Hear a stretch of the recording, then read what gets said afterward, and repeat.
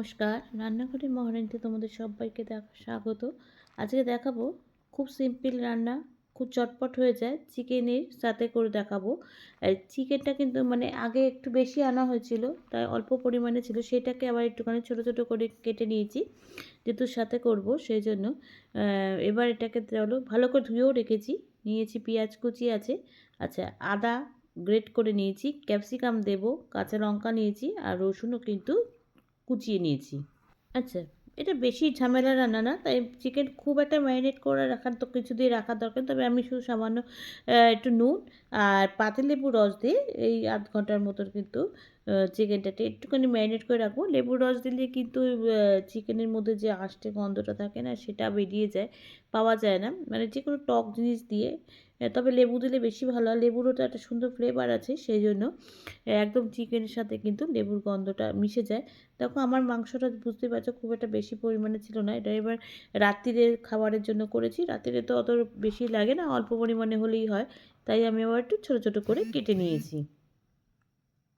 আচ্ছা, কড়াইতে কিন্তু আমি সাদা তেল দিয়ে দিয়েছি, আর সাদা তেলটা গরম হয়ে গেছে। এবার একটু প্রথমে রসুনটা যেটা কুচিয়ে নিয়েছি সেটাকে একটু হালকা করে লাল লাল করে ভেজে নেব।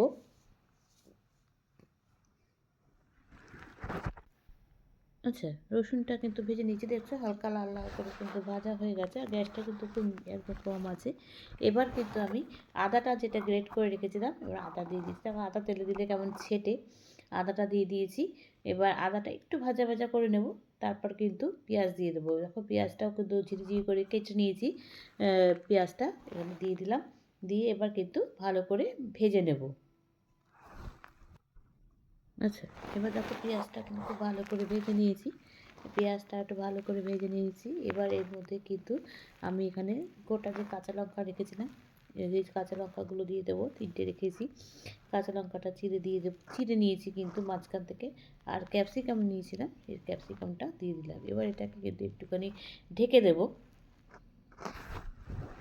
আচ্ছা, এবার ঢাকনাটা তুলে দেখি, ঢাকনাটা তুলে অনেকটা কিন্তু ভাজা ভাজা হয়ে গেছে, পেঁয়াজটাও কিন্তু বেছে নিয়েছি। এবার এখানে চিকেনটা দিয়ে দেবো, চিকেনটা দিয়ে এবার এটাকে কিন্তু খুব ভালো করে, যেহেতু চিকেনটা আমার আগে থেকে ম্যারিনেট করা নেই, তার জন্য কিন্তু এটাকে একটুখানি ভালো করে মশলার সাথে কিন্তু কষাতে হবে। এবার নুন দিয়ে দিয়েছি, দিয়ে এবার এটাকে ভালো করে কিন্তু পেঁয়াজ রসুন ক্যাপসিকামের সাথে খুব ভালো করে আগে মিশিয়ে নেব, নিয়ে তারপরে কিন্তু রান্নাটা খুবই সোজা, বেশিক্ষণ সময়, আর চিকেন তো জানো চিকেন সেদ্ধ হতে কিন্তু খুব একটা সময় লাগে না, বিশেষ করে পোলট্রির চিকেন। যে জন্য রাত্রিবেলার কিন্তু এই শীতকালে রাত্রের ডিনারে কিন্তু চটপট এরমভাবে রান্না করে কিন্তু খাওয়া যায়, খেতেও টেস্টি, আবার সময়ও লাগে না বেশিক্ষণ। তো এবার এটাকে এবার একটু ঢেকে দিই। আচ্ছা, ঢাকনাটা তুলি, আর দেখো চিকেনটাও কিন্তু অনেকটা কষে গেছে। আর ওই যেটা কথা আছে না, মাংস হলে একটু আলু দিতে হয়, একটু আলু না দিলে যেন খাওয়াটা ঠিক সম্পূর্ণ হয়, তাই জন্য আলুটা আমি এখানে ছোটো ছোটো করে স্লাইস করে কেটে নিয়েছি। এবার আলুটা দিয়ে দিয়েছি, দিয়ে এবার আলুটা কিন্তু খুব ভালো করে মিশিয়ে নিচ্ছি, তাতে কারণ আলুটাও সেদ্ধ হবে, সেই জন্য এবার আলুটা দিয়ে ভালো করে মশলার সাথে মিশিয়ে আবার ঢাকা দিয়ে দেবো।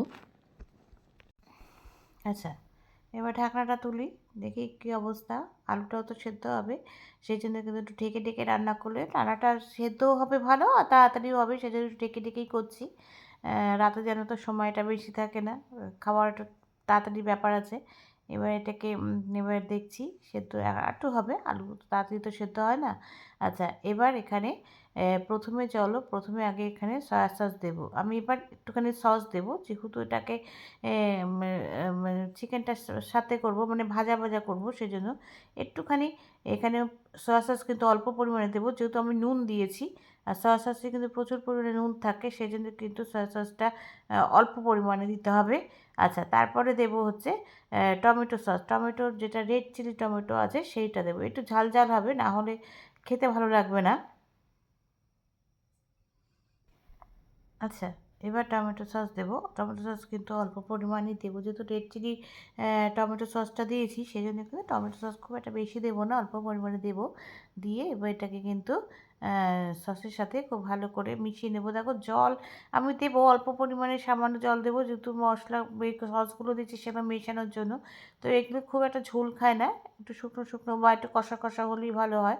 এবার এটাকে কিন্তু খুব ভালো করে দেখো সসের সাথে মিশিয়ে নিচ্ছি, নিয়ে তারপরে কিন্তু আবার একটু ঢেকে দেবো।